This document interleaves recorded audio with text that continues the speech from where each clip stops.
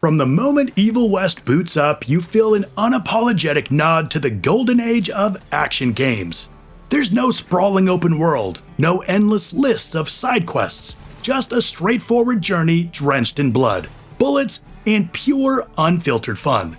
When games are obsessed with complexity and realism, Evil West stands out by doing the opposite. It's a throwback to when games were all about kicking ass, taking names, and reveling in the chaos.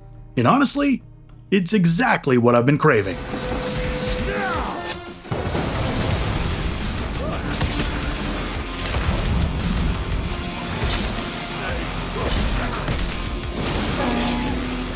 Developed by Flying Wild Hog and published by Focus Entertainment in 2022 for current and last-gen PlayStation, Xbox consoles, and PC.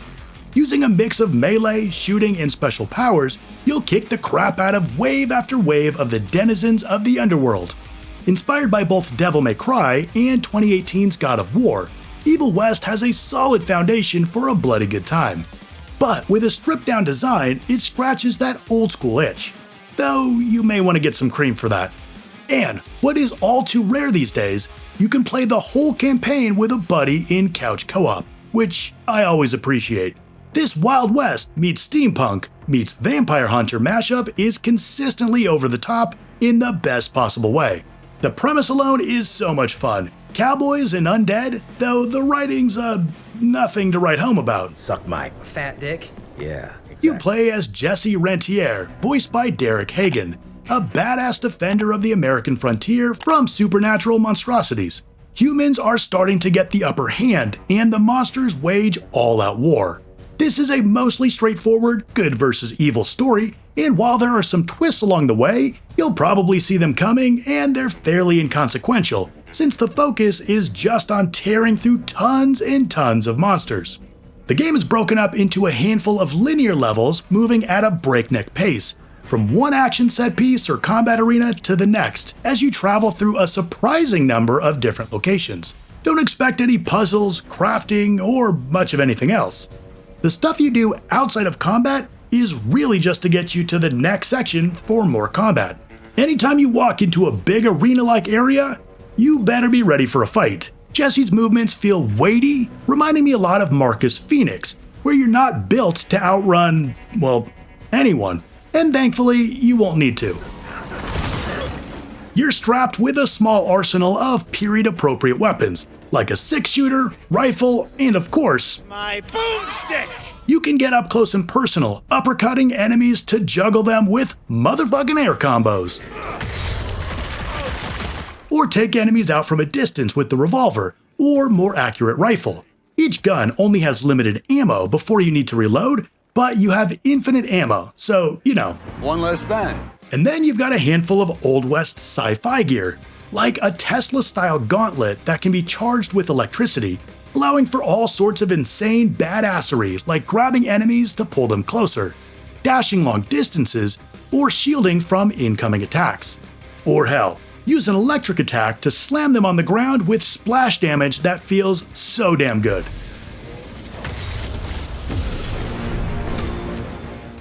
And look, while punching fools in the face or blasting undead hordes into red mist is consistently satisfying, turning ghouls into a smoldering, electrified husk is another level.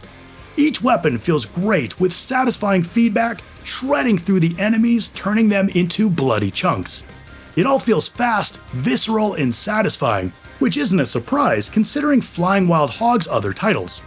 The bevy of tools at your disposal, all with different cooldowns, and the surprisingly large and varied enemy variety, keeps combat consistently butt-clenching. You can't just sit back and pop enemies from a distance, or bully them with your fists. You're always on the move, hurling your tank-like frame out of harm's way, closing the distance to get off a few hits before lighting everyone on fire. All the while, you're keeping your eyes on each ability's cooldown, for that instant you can use it again. Yeah, it's rad. You'll start out with only a few toys at your disposal, but thankfully you'll beef up your arsenal and combos as you progress, making you a walking dealer of death in no time. The game design is old school through and through, stripping everything down to the core element that makes this style of game so much fun. The levels are linear, which can be perfect when done right, You traipse through a ton of typical Old West settings, like a one-horse town with a saloon/brothel, wild untamed landscapes, dangerous mountain passes, but there's also unusual locations, like a noxious swamp, burning homestead, or a hive with swarms of insects. Each new location is such a treat.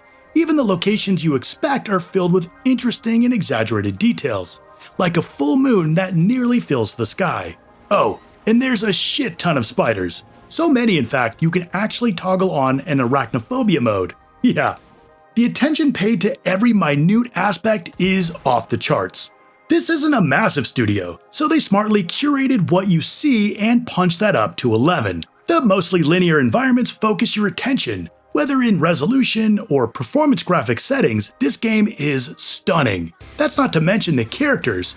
There really is such character to each of their designs. Just like your mom, everyone looks like they were ripped straight from the real Old West, hardened by the unforgiving lifestyle and weathered by the sun in the brutal terrain. Each character looks like they have stories to tell. Jesse himself has this exaggerated frame, donning an over-the-top cowboy getup, complete with hat, boots, scarf, and duster, you know, the works, with all of his gear hanging like Christmas ornaments. The over-the-shoulder perspective gives off Gears of War in the West vibes, but without cover, like ever. And throw in some steampunk for good measure, with all sorts of mechanical devices and use of electricity. His movements feel weighty and purposeful, which makes sense considering he needs to essentially be a walking tank to go up against the armies of the undead. You're rarely facing less than a dozen enemies at a time, from the low-level fodder like ticks, former humans transformed into different monstrosities, or the familiars who work for the ticks. Throw in some werewolves, giant insects, or hulking brutes looking to smash your face, and you start to see the scope of all the threats.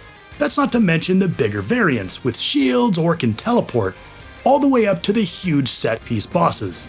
You're usually up against a variety, forcing you to play tactically, mixing things up to prioritize threats, and avoid the range of attack patterns.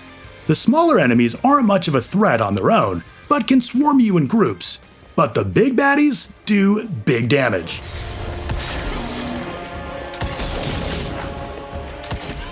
In addition to your arsenal, the environments often have some objects you can use to your advantage. Spikes, explosions, or hell, sometimes even other enemies are just what you need to turn the tide. I love when a game knows what it is and just has fun with it. The rock-solid combat, menagerie of enemies, and interesting environments are consistently a blast. But there's also some decent progression. Even though the levels are mostly linear, you're still encouraged to look for secrets and hidden passages.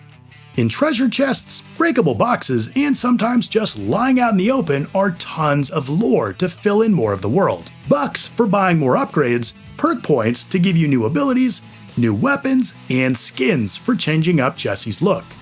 The continual drip of new abilities feels super rewarding. Going from a limited toolset to the Bringer of Death itself is awesome. Eventually, you'll be switching to different weapons, throwing explosives, punching enemies into a red mist, and laying waste to waves of enemies by the hundreds. Of course, as you get stronger, more and tougher enemies are thrown your way. You're also able to reset your perk points often to allow for experimentation. Overall, it's a great system that addresses one of my gripes with Gungrave Gore. In that game, there was literally no reason to explore, and while it's fairly simple overall here, it's still wildly rewarding. Since Evil West is all about the combat, expect to do a hell of a lot of ripping, punching, and blasting if you're looking to 100% the game. Most of the trophies are focused on maxing out Jesse's abilities and arsenal, performing various attacks a certain number of times, or defeating some enemies in specific ways. Of course, you'll need to find all of the hidden loot and lore, which means keeping your eyes peeled at all times. The hardest part is defeating the game on Evil difficulty, which is hard as hell even when you're maxed out. I'd definitely save that difficulty for New Game Plus. It takes around 12 hours for a single playthrough and double that for the Platinum. In a landscape dominated by sprawling open worlds, complex systems, and endless fetch quests, Evil West offers a refreshing return to a simpler time in gaming. Its straightforward, linear progression and focus on pure action is exactly what I've been craving. The game doesn't try to be anything more than it is, a visceral, satisfying beat-em-up with a dash of B-movie charm. The lack of pretense is its greatest strength, reminding me of why I fell in love with gaming in the first place. In a world of endless choices and overwhelming content, Evil West's old school design feels like coming home.